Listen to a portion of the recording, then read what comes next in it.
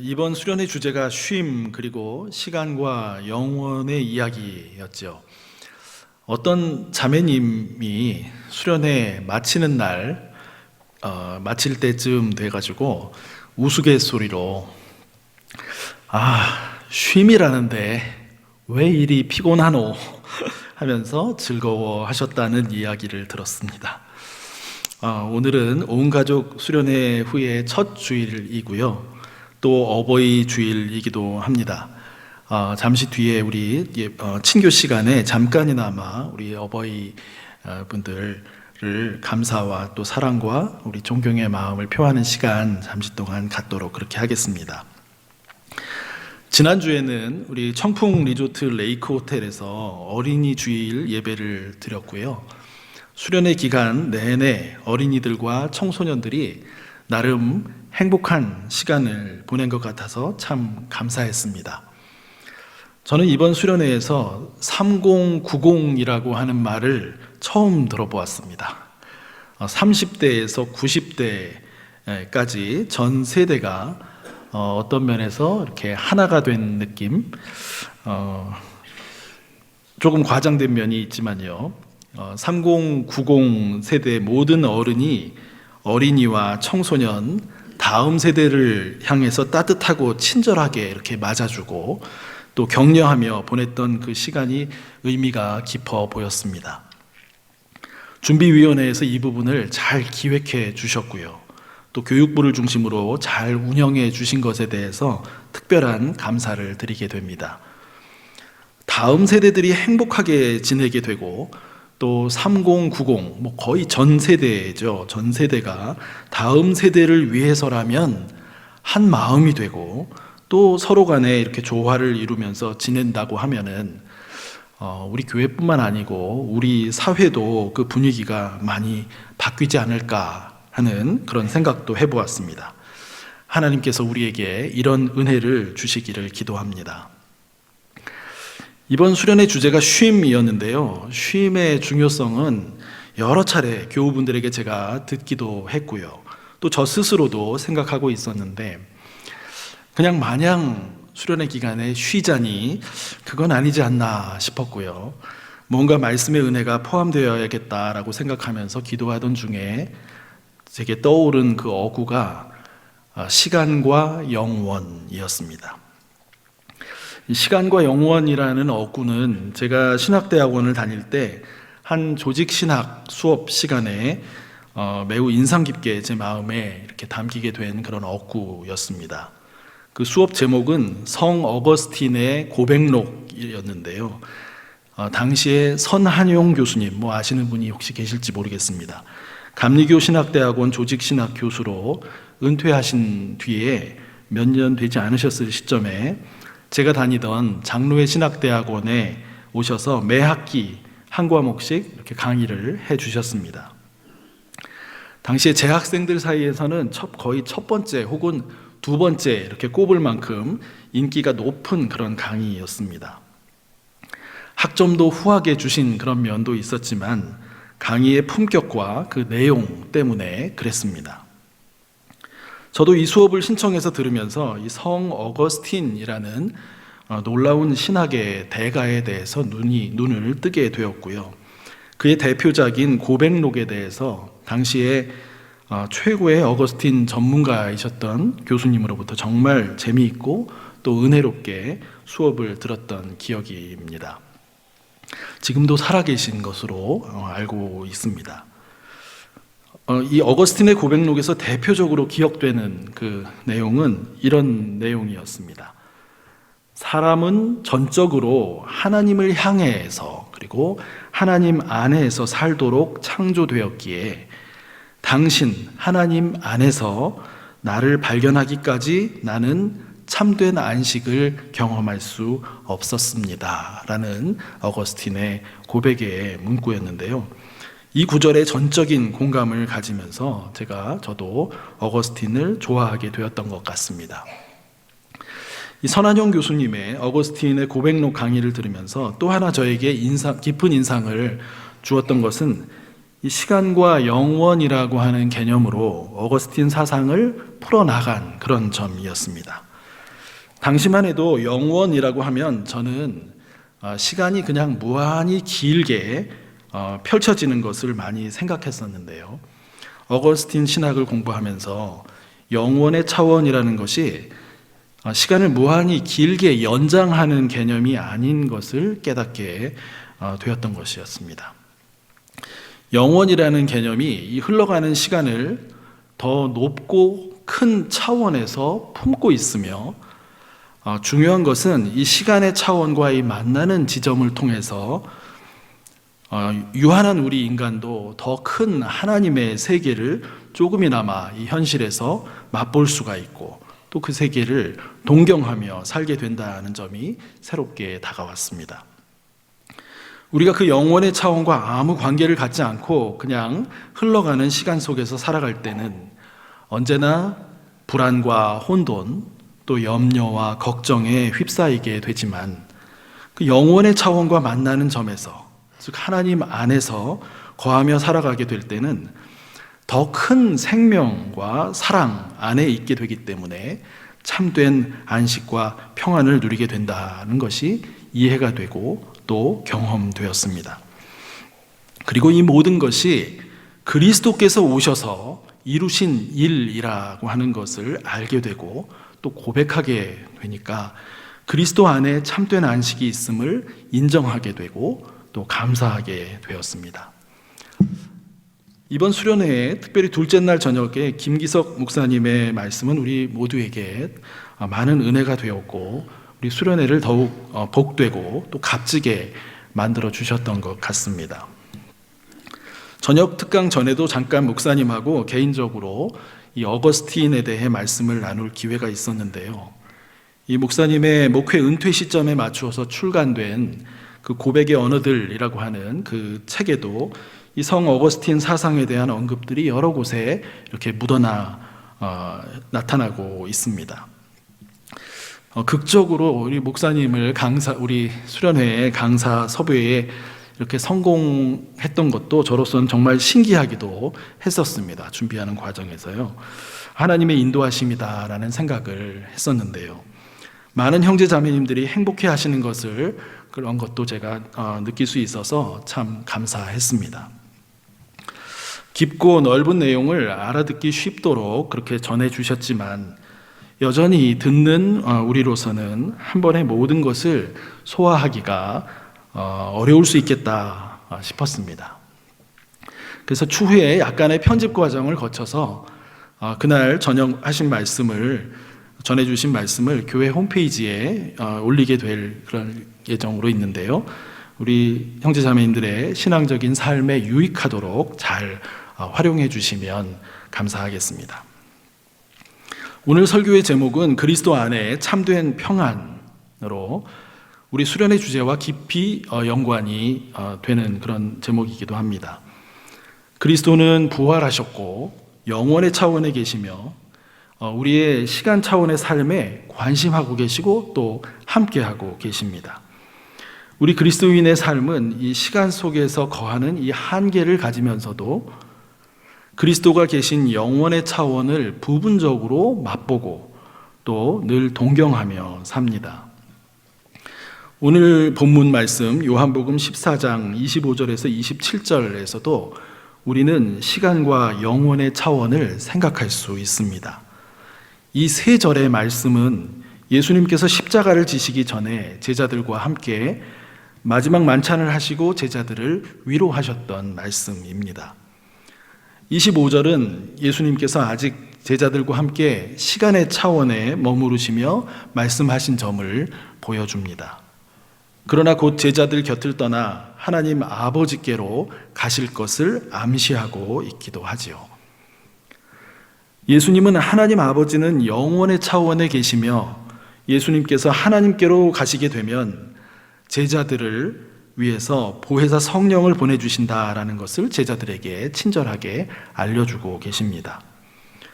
그 보혜사 성령께서 하시는 일로 두 가지를 말씀해 주시는데요.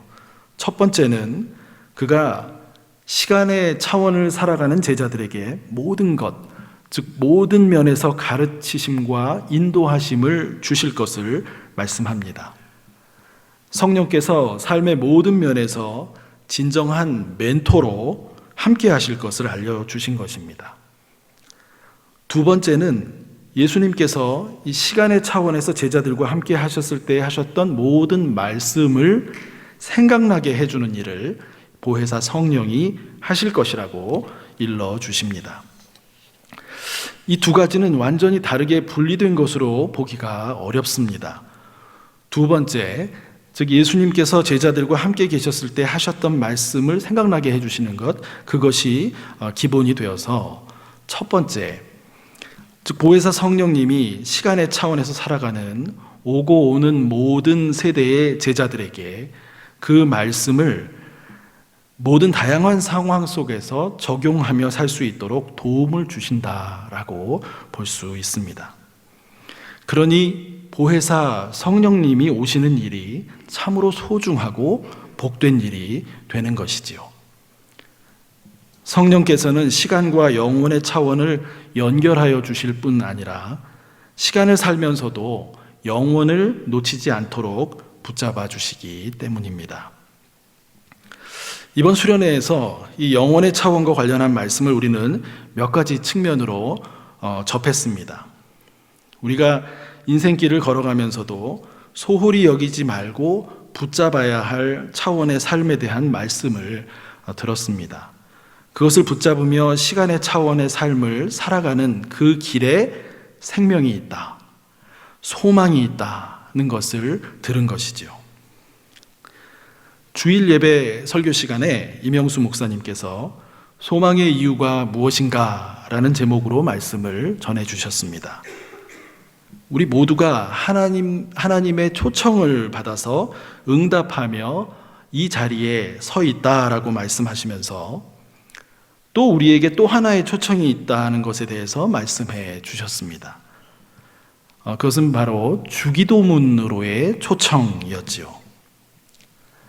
특별히 하나님의 창조 사역의 파트너로 사는 우리의 삶에서 이 삶의 의미, 또 목표, 가치를 놓치지 않기 위해서 이 주기도문으로 초청하시는 두 번째 초청은 필수적이다 할 만큼 중요하다라고 말씀하셨습니다.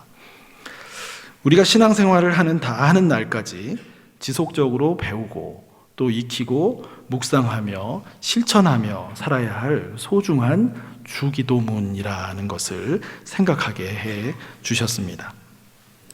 이 주기도문을 보면요, 영혼의 차원이라고 할 수 있는 하나님 나라가 오게 하소서 이렇게 기도하라고 하십니다. 우리가 그 나라로 가겠습니다가 아니라요, 하나님 나라가 오게 하소서라고 이렇게 기도하라고 하십니다. 또 영원의 차원이라고 할 수 있는 하나님 아버지의 뜻이 하늘에서와 같이 땅에서도 이루어지게 하소서라고 기도하라고 가르쳐 주십니다. 시간과 영혼의 차원이 만나는 그것을 강조하면서도 그 방향이 결코 이 땅을, 즉 시간의 차원을 경시하거나 도외시하는, 그렇게 하지 않고 있음을 우리가 볼 수가 있습니다. 오히려 너무나 이 땅을 사랑하시는 하나님 아버지의 마음, 예수 그리스도의 마음, 보혜사 성령의 마음을 느낄 수 있다는 말씀입니다. 우리가 사는 이 땅, 지구는 하나님께서 너무나 사랑하시는 하나님의 마음이 온통 여기에 있다라고 해도 과언이 아닌 정말 아름다운 하나님의 걸작품입니다. 인간이 그 안에 매우 중요한 자리에 있게 된 것이고요. 또 우리는 주일 저녁 특강에서는 우리가 사는 오늘 이 시대에 이 땅의 현실에 대한 문제의식도 들을 수가 있었습니다. 인류 역사상 최고의 문명을 갱신해 가고 있는 오늘 21세기 현실에서 현대 문명은 끊임없이 에고, 나를 중심으로 살게 한다는 것이죠. 나의 욕망을 극대화하려는 방향으로 나아가고 있다는 것입니다. 이것은 우리가 요한일서에서 보게 되는 육신의 정욕, 안목의 정욕, 이생의 자랑에 그 어느 때보다도 더 매여 사는 시대가 되었다라고 하는 그 지적이기도 합니다. 그러면서 그렇게 살아가기 때문에 행복 지수가 자꾸 떨어지게 되고요. 그 주말 저녁에 공식도 하나, 수학 공식도 하나 말씀해 주셨던 게 기억이 나는데, 욕망이 너무 커지니까 행복 지수가 떨어지게 되고요. 그것을 재물이나 어떤 다른 것들, 외적인 것들, 학벌이나 인맥이나 이런 외적 요소를 키우는 것으로 해소해 가려고 하는 그런 노력이 끊임없이 반복되고 있다라고 하는 지적이었습니다. 그래서 에고, 나 중심에서 에코 중심으로, 환경, 창조 세계 중심으로 에고센트릭에서 에코센트릭으로 전환해 나가야 한다라는 말씀을 들었습니다. 우리 신앙인의 삶의 자세도 인간 중심에서 창조 세계 중심으로 나아가야 한다라는 말씀과 연결되는 것이지요. 이 창조 세계 안에 물론 인간이 중요한 자리에 포함되어 있습니다. 이 주일 저녁 특강에서는 특히 그리드라고 해서 탐욕, 욕심에서 그린으로, 녹색, 창조 세계의 돌봄으로 바뀌어 나갈 필요에 대해서 우리가 들었습니다. 하나님께서 우리에게 주신 삶이 무한히 값지다라고 하는 것을 깊이 묵상하면서 감사와 경외심을 갖고 사는 일이 우리 신앙인들에게 필수적으로 중요하게 되었다라고 하는 말씀입니다. 우리 눈에 낀 백태가 없어지는 순간, 제거되는 순간, 이 창조 세계를 통해서 우리가 마음의 황홀함이 찾아올 것이다 라는 것을 말씀하기도 했습니다. 이렇게 창조 세계를 돌보는 자세로 삶의 방향을 가져갈 때 자연스럽게 나만 생각하던 나 중심의 욕심과 욕망의 태도가 줄어들고 또 사라지게 될 수 있다라는 것을 우리가 마음에 간직하며 또 기억하며 사는 그런 그리스도인들이 되어야 하겠습니다. 아버지의 나라가 오게 하소서, 아버지의 뜻이 하늘에서와 같이 땅에서도 이루어지게 하소서라고 하는 이렇게 기도하는 삶하고 이 땅에서 그리드가 아닌 그린으로 에고 중심이 아닌 에코 중심으로 태도를 바꿔가는 삶이 무관하지 않습니다. 그 기도와 우리 현실의 이러한 삶의 태도가 맞물리는 삶을 살아갈 때 시간과 영원히 접점을 갖게 되는 그런 경험을 할 수 있게 되리라 생각합니다. 조금 이것이 어렵게 느껴지신다면 이렇게 이해하실 수 있습니다. 우리가 주기도문의 의미를 잘 이해하고 정성껏 기도하면서 우리 주변의 어려운 이웃과 또 자연 생태계를 돌보는 일에 더욱 관심하고 할 수 있는 실천을 우리가 하면서 살아갈 때 우리는 시간과 영원히 접점을 갖게 되는 그 은혜의 경험을 하게 된다라는 말씀입니다. 인간은 물론이고 모든 자연 만물 안에 하나님의 거룩한 신성이 담겨 있음을 바르게 이해하는 것이 21세기를 사는 오늘의 신앙인들에게 필요합니다. 그렇기 때문에 우리는 동료 인간을 그가 누구이든지 관계없이 함부로 대할 수 없다라는 것이고요.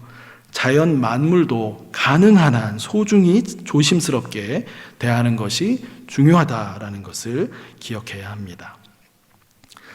저는 개인적으로 우리가 사는 이 지구의 아름다움과 신비에 대해서 들을 때 이 하나님의 오묘하심과 전능하심을 더 느끼게 됩니다.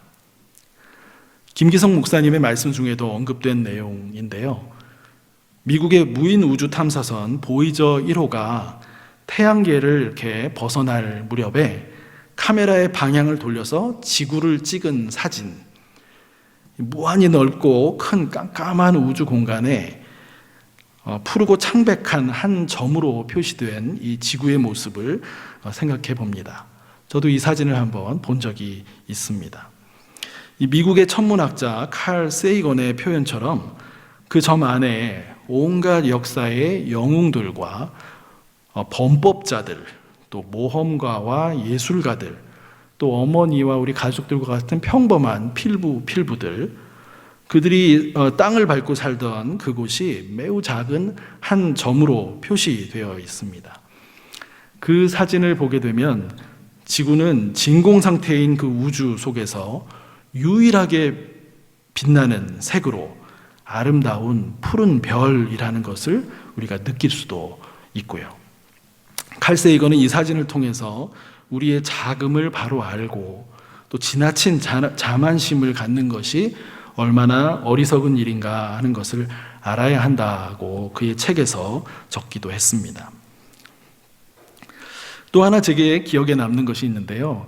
우리 이명수 목사님께서 최근에 영락교회 혹은 덕소교회에서 이렇게 집회를 많이 여러 번 하시면서 인도를 하시면서 설교하셨던 말씀들 중에 하나 기억나는 지구에 관련한 예시였는데 이게 좀 정확한 기억인지는 잘 모르겠습니다만 아주 신선하게 느껴졌습니다. 지구의 모든 생명체에 생명을 공급하는 것은 단연 물이지요. 강줄기와 바다로 이어지는 이 방대한 양의 물, 이 물은 그야말로 지구 모든 생명체를 위한 생명줄입니다. 그런데 우주 밖에서 지구를 찍은 사진을 보면 이 엄청난 양의 물들이 우주 공간으로 쏟아지지를 않고요. 지구에 붙어서 지구 안에 있는 모든 생명체를 위한 생명 공급원으로 역할을 하고 있다는 것이죠. 물론 과학적 상식으로 우리가 지구의 중력이 그 일을 해내고 있음을 또 이해하고 있지만요. 우주 공간에서 지구를 이렇게 바라보면 그 중력이 작용해서 지구상의 물이 안정적으로 생명줄 역할을 지구 안에서 하고 있다라는 것이 신비롭게 여겨집니다. 우리가 성경 맨 마지막 책이 요한계시록인데요. 요한계시록 22장 맨 마지막 장 1절에서 5절에 보시면 이 새 예루살렘 성의 모습이 그 안에 내부의 모습들이 이렇게 그려지고 있는데요. 그 예루살렘 성 중앙에 하나님과 어린 양의 보좌로부터 생명수가 흘러나와서 강으로 도시 전체를 이렇게 흐르는 그런 모습을 보여줍니다. 어린 양 예수 그리스도는 우리 요한 계시록에 우리가 앞부분부터 쭉 보게 되면요. 죽임을 당하신 어린 양, 죽임을 당하셨던 어린 양입니다. 그리스도의 십자가의 죽으심이 이 모든 것을 가능하게 하셨다라고 하는 의미가 거기에 포함되어 있습니다. 이렇게 흘러나오는 생명수 양쪽 옆에 강가에 심긴 생명나무에서 1년 12달 맺히는 이 풍족한 열매들을 통해서 온갖 생물이 먹고 사는 일에 대한 걱정 없이 삶을 영위해 나가게 되는 새 예루살렘 성의 환상입니다. 이 하나님의 창조 세계의 오묘함을 알아갈수록 이 하나님을 높이고 또 사랑하며 우리 자신의 작음과 작지만 또 소중함도 알아가고 자만과 교만에서 벗어나며 창조 세계를 돌보는 삶을 살아가는 것이 에코센트릭한 이 그리스도인의 삶의 자세가 됨을 우리가 기억하고 또 실천하는 그런 삶을 살아야 하겠습니다. 이러한 삶은 시간과 영원히 접점을 갖게 되는 삶이 되면서 또 시간 속에서 영원을 살아내는 그런 그리스도인의 삶이 된다고 할 수 있겠습니다. 이러한 삶을 살려고 할 때 우리는 늘 내적으로 불안과 혼란, 또 외적으로 갈등과 위협과 같은 장애물들에 노출되어 살아갑니다. 몸과 마음이 날마다 지치고 또 상하는 그런 일을 경험하게도 됩니다. 어거스틴의 내적인 방황, 또 외적인 방황의 삶은 오직 하나님 안에서 자신을 발견할 때 멈추게 되었고 참된 평안을 찾게 되었습니다. 우리 그리스도인들 역시 그리스도 안으로 우리를 부르시는 이 오늘 본문의 말씀 27절의 말씀을 우리가 기억할 필요가 있습니다. 평안을 너희에게 끼치노니 곧 나의 평안을 너희에게 주노라. 내가 너희에게 주는 것은 세상이 주는 것과 같지 아니하니라. 너희는 마음에 근심하지도 말고 두려워하지도 말라 하셨습니다. 이 평안은 예수님만이 주실 수 있는 평안입니다. 십자가를 지셔야 하는 상황 앞에서 극심한 두려움과 공포감 앞에서도 예수님은 하나님 안에 거하시며 그 평화를 간직하신 채 묵묵히 담대하게 나아가셨습니다. 우리가 그리스도 안에 거하게 될 때 성령님이 주시는 이 참된 평안을 경험하게 됩니다. 이것은 세상이 주는 편리함이나 안락함과 같은 그런 것들과는 다른 것입니다. 기쁨이고 또 자유이며 또 자족한 마음입니다. 근심하거나 두려워하지 않게 해주는 놀라운 평안입니다.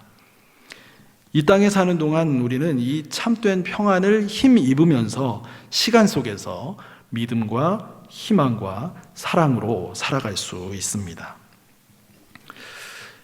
현대 세계는요, 놀라운 기술의 발전을 통해서 이 편리함과 안락함을 끊임없이 추구해 가고 있습니다. 인간에게 유토피아가 열릴 것이라고 하는 희망을 제시하려고 합니다. AI라고 불리는 인공지능, 로봇, 또 바이오 기술 혁명과 같은 것으로 놀라운 희망의 세계가 열릴 것을 이야기하지만 그 개발과 연구의 주체가 되는 인간과 그 기술이 어떤 태도와 자세를 갖느냐에 따라서 전혀 다른 결과를 가져올 것이라 볼 수 있습니다. 개발과 연구의 주체인 인간과 이 과학기술이 모두 함께 자연, 즉 창조 세계와 창조주 하나님에 대한 소중함과 경외심을 갖는 것이 중요하다고 할 수 있습니다. 창조주 하나님을 경외하고 창조 세계를 존중하고 돌보며 사는 그 삶의 자세가 첨단 과학기술의 개발과 이 발전 그 자체보다 훨씬 더 중요하다라고 하는 말씀이죠. 그래야 인간과 사회와 창조 세계에 이 기술 발전이 복이 될 수 있기 때문입니다. 그렇지 못하면 오늘날 우리가 기후 재난을 접하면서 그 기후 재난이 암시하는 것처럼 자연의 심각한 훼손으로 인간에게도 이게 복이 아니라 독이 될 수밖에 없다라는 것이죠. 그런 점에서 우리 그리스도인 과학자들이 또 바르고 깊은 이 신앙심에서 자기 분야 연구를 잘 수행해 주시고 또 연구 윤리 쪽에서도 선한 영향력을 끼쳐주시는 일이 매우 중요해 보입니다. 또 우리 어린이와 청소년 등 다음 세대 우리 그리스도인들에게도 이런 신앙 교육이 필요하리라고 생각이 됩니다. 연세대학교의 철학과 명예교수이시면서 한국 철학의 1세대 학자이시기도 하신 김형석 교수님, 올해로 104세이신가 5세이신가 이렇게 되시는 교수님이신데요. 이분의 책 중에서 김형석 교수의 예수를 믿는다는 것이라는 그 책이 몇 년 전에 나온 책이 있습니다. 그 책의 한 부분에서 시간과 영원에 관련된 부분을 제가 내용을 발견했습니다. 김형석 교수님에 따르면은 기독교는 어느 종교에 비해서도 역사성과 역사의식이 탁월한 종교입니다. 그리고 매우 미래지향적인 종교입니다. 역사란 시간 개념과 같은데요. 한번 지나가면 다시 돌아오지 않습니다. 다만 역사와 시간은 오직 일회적으로 경험되고 그때마다 제각기 다른 역사의 의미를 만들면서 앞으로 전진한다 이렇게 말합니다. 기독교에서는 이 그리스도인에게는 이 매 순간 그래서 선택과 결정이 중요하게 된다라는 것입니다. 그러면서 그 김형석 교수님이 이렇게 말합니다. 또한 기독교는 이러한 역사, 시간 속에 영원을 담으며 그 영원한 것을 위해 노력하는 종교이다.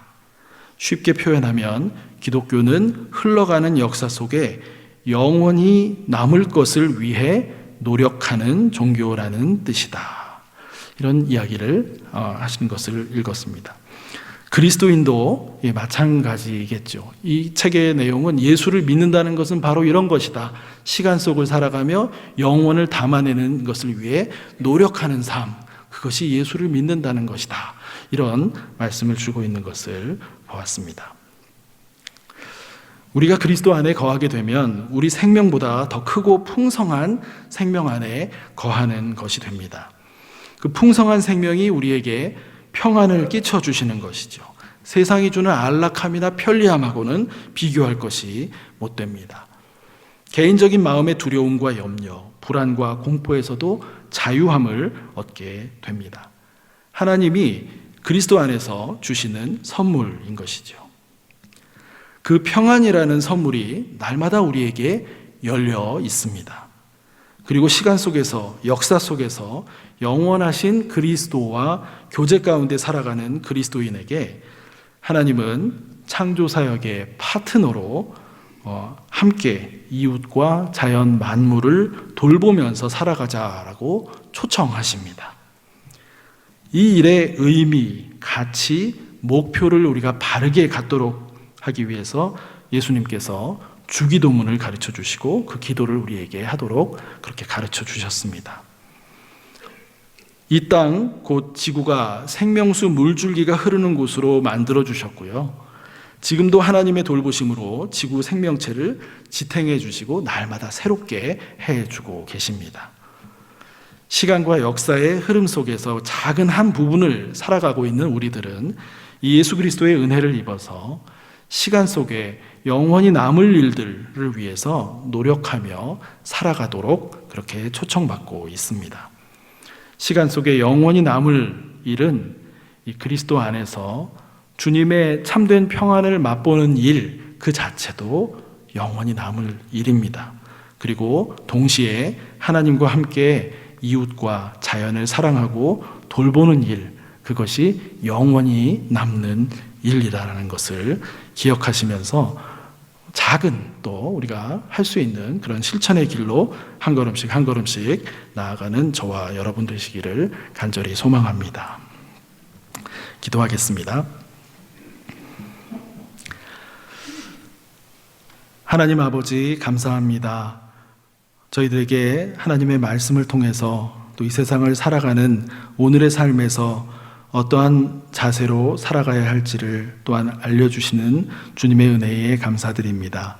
흐르는 시간 속에서 그저 모든 것이 지나가는 것으로 우리를 맡기며 세월을 보내는 것이 아니고 그 흐르는 시간 속에서 하나님의 영원하심을 또 영원하심 안에 거하며 하나님 안에서 영원히 남을 것을 위해서 또 노력하고 또 힘쓰며 살아가는 삶이 우리 예수님을 잘 믿는 삶이고 또 우리 이 시대에 또 필요한 삶이다라는 것을 들려주시니 감사합니다. 주님 안에 있는 그 크신 평안을 힘입어서 날마다 시간 속에서 영원을 또 경험하며 하나님 그 주시는 힘으로 하나님 인도하시는 창조 사역의 파트너로 창조 세계를 돌보고 또 가꾸는 일에 우리가 할 수 있는 일을 또 동참하며 참여해 나가는, 기쁘게 감당해 나가는 그리스도인의 삶으로 나아가는 저희 모두가 될 수 있도록 성령께서 인도하여 주시옵소서. 모든 것에 주님께 감사를 올려드리며 이 모든 말씀 예수님의 이름으로 기도드립니다. 아멘.